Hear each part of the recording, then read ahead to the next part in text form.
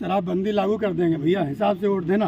हालांकि जरूरी अच्छा भी है, लेकिन कुछ लोगों के लिए भाई मामला गड़बड़ भी है। आप ये बताओ, घर में रोटी वोटी बनाना या यहाँ नेतागिरी करने का है आ गई हो? नहीं, नेतागिरी तो रोटी बनाने वाले बहुत हैं। हाँ। और नेता नगरी करने वाला कोई नहीं है। नहीं, बहुत बारे मिल जाता है, जहाँ जाओ वहाँ खाना मिल जाएगा। लेकिन जो गलत हो रहा है उसे कौन रोकेगा? सब रोटी ही बनाने लगेंगे तो फिर भैया, इंदिरा गांधी थी, बहुत सी ऐसी महिलाएं थी वो रोटी बनाती थी, झांसी की रानी थी, उनसे आप कहते रोटी बनाओ है? तो सभी रोटी बनाएंगे तो घर कौन करेगा भाई?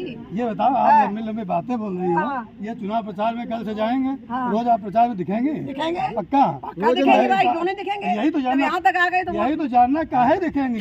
इसीलिए देखेंगे, समाज को पीड़ित देखा मैंने। मैं घरों में जाकर आरती करती, चालीसा करती, लोग परेशान हैं, महिलाएं रो रही हैं, शराब पी के आदमी आके आपा खोकर मारते पीटते, उनका जेवर लेके जाते, तो वो जब से देखा नहीं जाता है। अच्छा, तो मतलब है कि लोग अगर इनको चुनाव में जिताते हैं तो ये सब जो हो रहा है बंद करा देंगे। बिल्कुल बिल्कुल, नारी शक्ति महान है, बिल्कुल करेंगे। और नारी शक्ति महान है, क्या किया था है ना? नशा मुक्त होना चाहिए हमारा देश। आज हमारे देश के लोग आ गए, ठीक है, समझ रहे हो दर्शकों, बड़ा प्रधानमंत्री आदरणीय आज के हमारे देश के प्रधानमंत्री विकसित भारत की बात करते हैं। जब हमारे देश का युवा ही नशा खोर होगा तो जब आगे जनरेशन नशा मुक्त नहीं होगी तो कैसे विकसित भारत होएगा? अरे रोजगार नहीं दे सकते, कम से कम नशा तो ना परोसें। घर घर गांव गांव गली गली अब तो ऑनलाइन शराब जाती है, और जिस घर में बच्चे शराब पीते हैं उन बुजुर्गों का क्या हाल होगा? कैसे आप जो है विकसित भारत बनाएंगे? अगर विकसित भारत बनाना है तो देश को नशा मुक्त करना होगा, तभी विकसित भारत बन पाएगा। और भारतीय जनता पार्टी का यही संकल्प है कि सत्ता में आते ही देश को पूर्ण नशा मुक्त करेंगे। ऐसा कोई भी नशा नहीं होगा जिससे समाज की चेतना जागृत न हो, वह पतन की ओर जाए। तो हम सबसे पहले यही कार्य करेंगे, क्योंकि आज हम जब ऊपर देखते हैं, कल के युवा जो बच्चे हैं, नादान हैं, वो नशा से ही तो पतन की ओर जा रहे। आज हमारी माताएं बहनों बेटियों की इज्जत खिलवाड़ हो रहा है, इसका कौन दोषी है? सरकार दोषी है। अगर सरकार नशे पे सख्ती से पालन करे तो आज ये समस्या समाज में आएंगी ही नहीं। दर्शकों, ये बहुत बड़ा वास्तव में मुद्दा है और इसको हमें हंसी मजाक में नहीं लेना चाहिए। ये संवेदनशील मुद्दा है। जिस तरीके से हम चाहते हैं कि हमारे बच्चे संस्कारवान हों, लेकिन ये मामला गड़बड़ हो जाता है। सरकारें एक तरफ कहती हैं अवैध अवैध वाली बात करती हैं, शराब पिला करके लोगों को बर्बाद करने का काम कर रही हैं, दूसरी तरफ सुख सुविधाओं की बात करती हैं।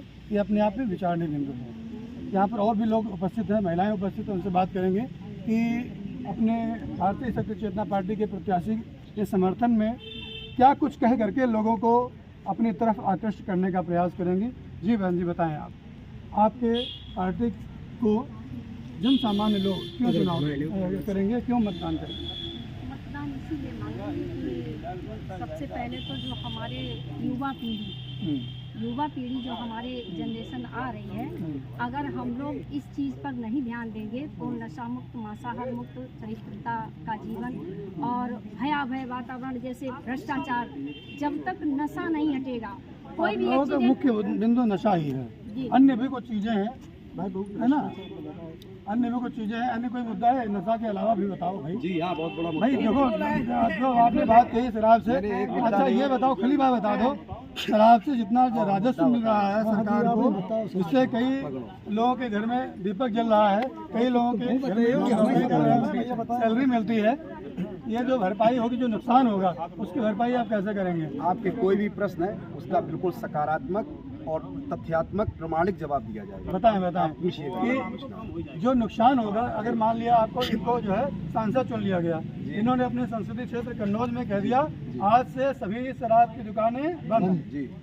अब भैया जो नुकसान होगा उससे, यहाँ से जो राजस्व मिलता है सरकार को, उसकी भरपाई कैसे करा पाएंगे? सिस्टम कैसे चलता रहेगा उसकी बात। आपने बहुत ही एक अच्छा प्रश्न पूछा है। जब भी हम लोग नशा मुक्त की बात करते हैं तो ये सबसे जो बड़ी चीज़ वो आड़े आ जाती है कि आप भैया नशा मुक्त करा दे रहे हैं, उसके बाद में आबकारी विभाग का कितना लॉस हो जाएगा। सरकार इसी पे चल रही है, सरकारों का दिमाग घुटनों पे जा चुका है। जो आबकारी विभाग की बात करते हैं, मान लिया कि राजस्व यहाँ लोकसभा कन्नौज से 20 करोड़ रुपए साल का आता है, उसके बदले में जब नशा परोसा जाता है, जो नशे से होने वाली हानियाँ हैं, जो भी दिक्कतें हैं, उसके बारे में हमारी बहनों सभी ने बताया है। आज जितने भी बड़े बड़े क्राइम हो रहे हैं उसके पीछे 90% नशे का कारण रहता है, पहली बात। दूसरी बात, आज जितने रोड पे एक्सीडेंट में लोग मर रहे हैं उसमें 35 साल तक के युवा ही, उसमें जब जांच की जाती है तो नशा से निकलते हैं।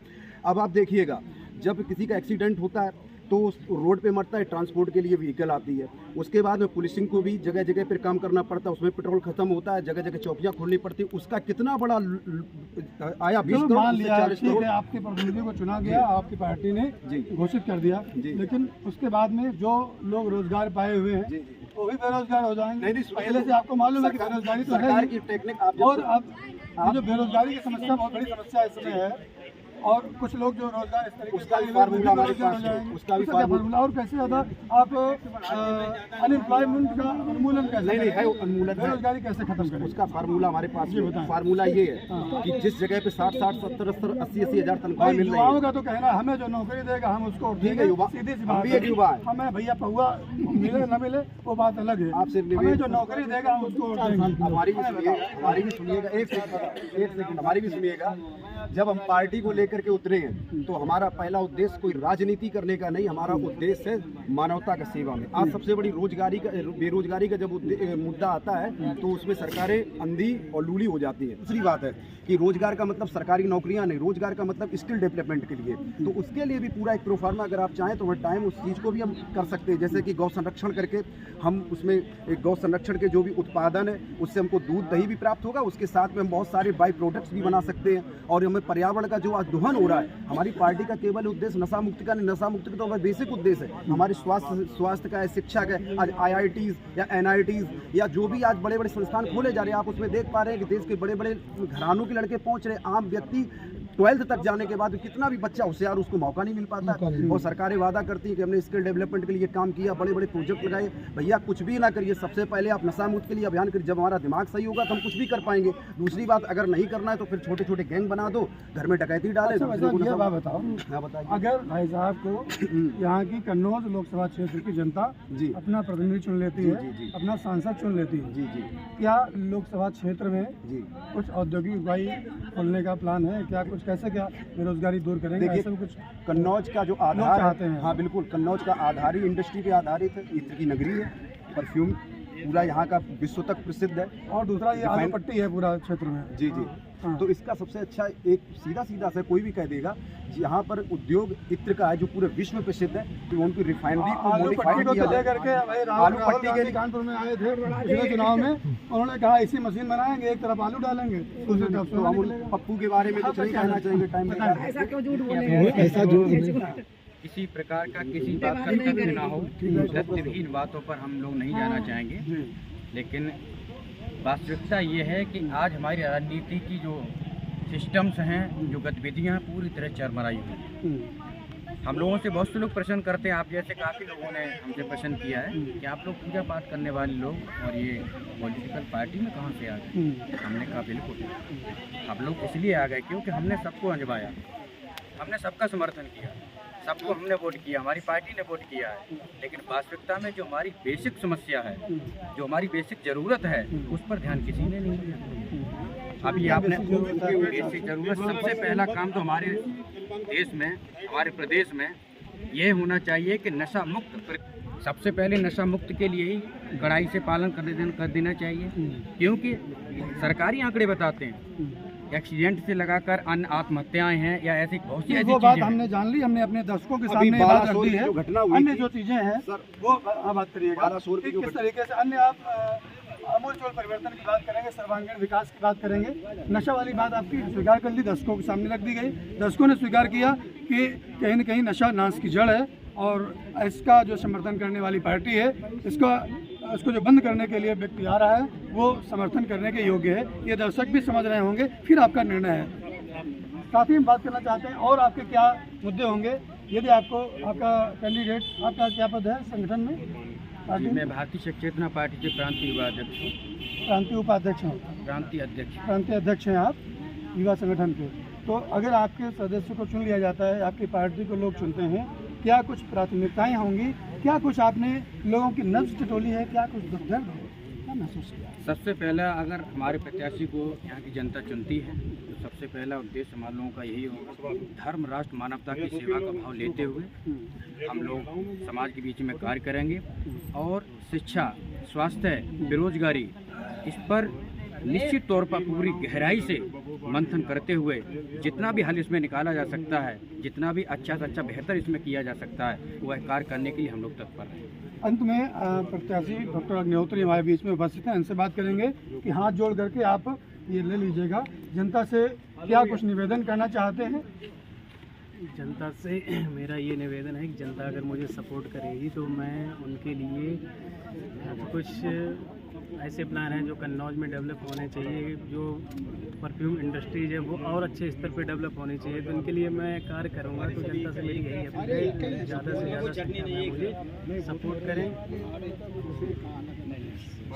अपना आशीर्वाद बनाए रखें, बस यही जनता से मैं आशा करता हूँ। दर्शकों, आप सुन रहे थे भारतीय संघ चेतना पार्टी के प्रत्याशी लोकसभा कन्नौज से डॉक्टर सुनील अग्निहोत्री को।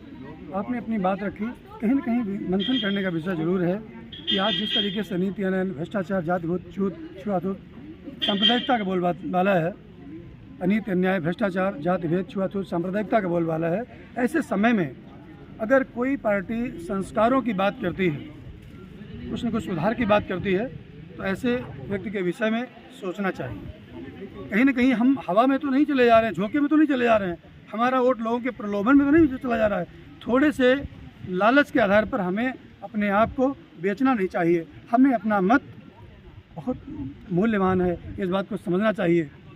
सही कैंडिडेट को चुनना है, यही हमारे लिए बुद्धिमानी की बात होगी। अब आप अन्य जो भी लोग हैं अध्ययन करिए, स्वयं सोचिएगा कि हमारे लिए क्या बेहतर होगा।